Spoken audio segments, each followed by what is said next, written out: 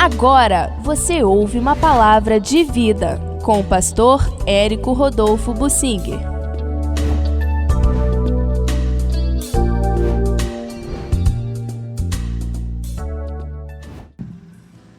Eu quero falar sobre a preparação espiritual para ser um Jabez.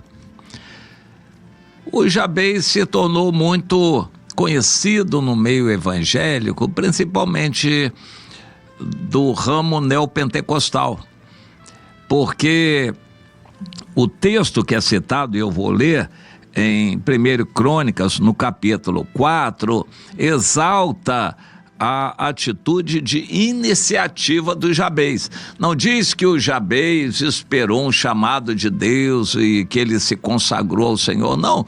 É a teoria ou teologia do pensamento positivo. Você, meu irmão, se quiser, você pode ser um vencedor. Assuma, Jesus já pagou, você pode tomar posse de tudo, você foi feito para ser cabeça, assuma. E eles citam então esse texto que eu vou ler, os versículos 9 e 10. Foi Jabez mais ilustre do que seus irmãos. Essa palavra ilustre precisa ser entendida. Sua mãe chamou-lhe Jabez, dizendo, porque com dores o dei à luz. Na verdade, como a gente vai ver, Jabez era o nome também do lugar. A mãe colocou nele o nome de Jabez, lembrando o local onde eles moravam. E ela sentiu muitas dores quando o deu à luz. O Jabez cresceu e, quando já adulto, ele invocou o Deus de Israel, dizendo: tomara que me abençoes e me alargues as fronteiras, que seja comigo a tua mão e me preserves do mal, de modo que não me sobrevenha aflição. O mal que ele cita aqui não é necessariamente o mal espiritual, é qualquer problema que pudesse vir sobre ele, de forma que não me sobrevenha aflição. E Deus lhe concedeu o que lhe tinha pedido. Interessante, isso é tomado como doutrina. Não, o Jabez não é para ser exemplo. Você não é para seguir necessariamente aqui o exemplo do Jabez. Ele citou isto, ele declarou isto. É bom a gente entender que o Jabez viveu numa época de vigência da lei e da aliança de Deus com Israel. Aliança do Antigo Testamento, com objetivos terrenos, para ser grande, vencer o inimigo e ser próspero e ter longevidade e ter paz. Todas essas bênçãos que o Jabez invocou aqui, se ele conhecesse a Bíblia bem, ele veria que isso já faz parte de Levítico 26, 27, Deuteronômio 28, que fazem parte das promessas de Deus quando Israel cumprir a sua parte na aliança. Tudo isso, alargar as fronteiras e ser vencedor nas guerras, ser preservado do mal, da seta que voa, né, enfim, da doença e da aflição, consequências de andar na aliança. Deus sempre quis dar essas bênçãos a todos, mas acontece que muita gente naquela época andava no pecado, muita gente naquela época andava no pecado e se privava dessas bênçãos. Nós vivemos a era do Novo Testamento, precisamos ter o nosso pecado perdoado e restaurados a comunhão com Deus, e vamos ajuntar tesouros no céu. A nossa valentia não é para ficarmos ricos aqui na terra, mas é para nós ganharmos almas, edificarmos irmãos, libertarmos pessoas do pecado também, para terem a salvação. Se nós quisermos ser ousados assim, Deus vai nos abençoar também. Deus vai nos dar oportunidades, porque Ele vê que nós estamos querendo servir a Ele, trabalhar para Ele e ajuntar tesouro no céu. Não para ficarmos ricos aqui na terra. Vamos procurar entender. De qualquer forma, o Jabez é elogiado aqui no texto, porque ele agiu dessa forma em consonância com o que Deus queria, que era que eles fossem vencedores. Na verdade, o Jabez estava seguindo o que o Caleb foi. O Caleb foi exatamente isto em uma época anterior.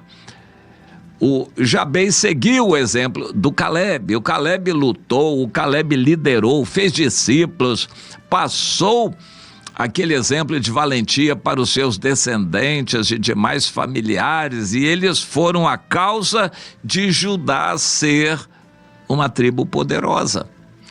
A tribo de Judá foi poderosa por causa do Caleb, e o Jabez incorporou aquele espírito do Caleb.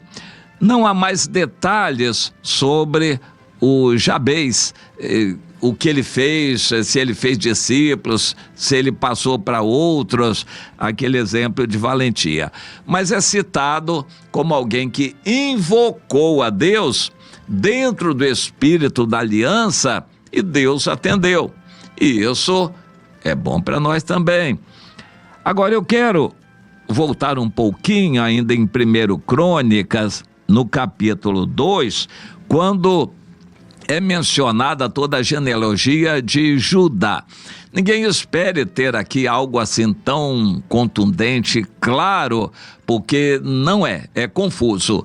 E o livro de Crônicas é uma compilação de um monte de registros, e esses registrados ali são mencionados como da tribo de Judá, que é a tribo mais bem descrita. As outras tribos não têm esse detalhamento que Judá teve, e algumas têm uma descrição muito falha, muito fraca, poucos nomes, e embora uma tribo pudesse ter 50 mil homens, e são poucos os que são mencionados, porque isso não ficou registrado.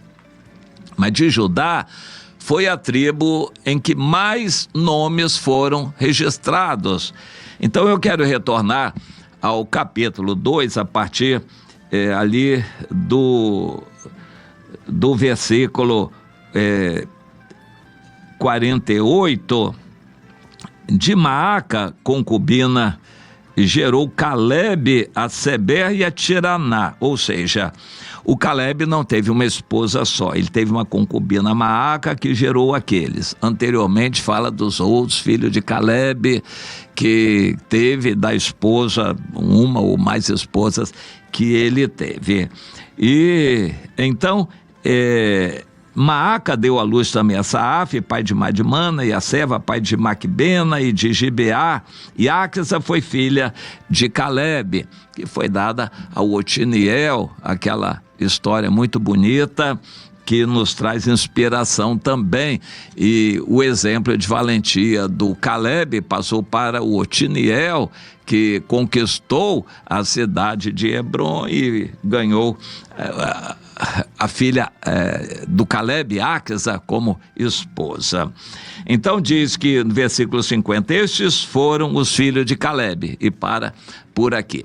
Quando nós vamos para a história de Davi, nós vemos que aquele terrível homem lá que morava no Carmelo, que era dono de muitas ovelhas, que negou a Davi qualquer ajuda e que morreu fulminado, ele era descendente do Caleb.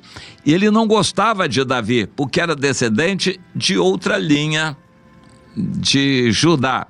E aí no versículo 50 começa a outra linha de Judá, que é de onde descendeu o Davi, descendente de Ur. Você lembra do Ur que segurou o braço de Moisés para que o povo vencesse? Pois é. Esse Ur era primogênito de Efrata e teve lá como filho Sobal, pai de Quiriate Jearim, Salma, pai dos Belemitas de Belém, onde nasceu Davi, e Arefe, os filhos de Sobal, e passa a citar muitos nomes dessa descendência de Ur, daqueles que ocuparam aquela região ali ao sul de Judá. Aí chega no versículo 54, os filhos de Salma foram Belém e os netofatitas, Atrote, Bet-Joabe, Azia, Manaate, Zoreu.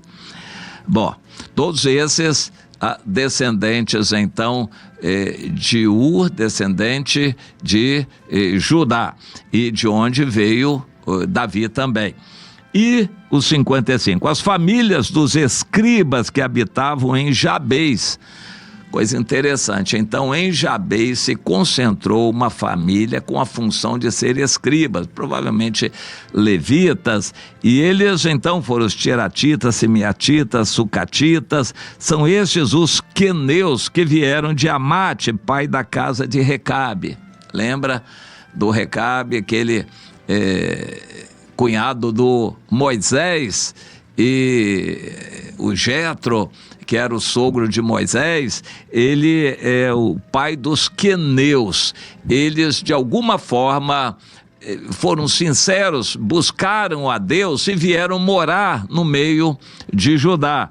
E se estabeleceram naquela região de Jabés e se tornaram escribas. Um ensinava o outro a escrever. Naquela época não era fácil aprender a escrever e a ler, mas eles se transformaram numa comunidade de escribas em Jabés, e ali então geraram essas pessoas com conhecimentos, pessoas com conhecimento da palavra, conhecimento de Deus, de onde veio mais adiante então no texto esse Jabés, que invocou a Deus porque ele conhecia a Deus.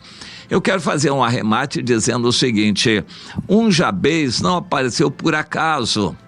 Ele foi fruto de um trabalho prévio de discipulado, de preparação naquele ramo de Judá, descendente de Ur, do qual nasceu Davi também, e com a ajuda dos queneus, que eram descendentes lá do sogro de Moisés, eles criaram uma comunidade daqueles que valorizavam a Bíblia, queriam estudar a Bíblia e copiar e escrever. Naquela época não havia imprensa, não havia Bíblia escrita, nem a Bíblia formada.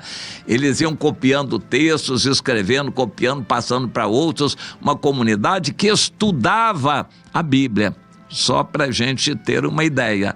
E dessa comunidade, então, veio a compreensão daquele Jabés que foi ilustre. Vamos investir. Crianças e jovens todos, o que você puder, transmita, reúna, faça reuniões para estudar a Bíblia, para orar, para buscar a Deus, para examinar as Escrituras. Você só tem a lucrar e vai ter surpresas muito agradáveis, porque Deus vai fazer aparecerem ali pessoas como Jabés, pessoas ousadas, intrépidas no Evangelho. Vale a pena a gente investir para ter surpresas assim maravilhosas. Deus pode criar no nosso meio muitos como o Jabés, ousados na fé, que vão ser poderosamente usados pelo Senhor. Você quer ser um desses?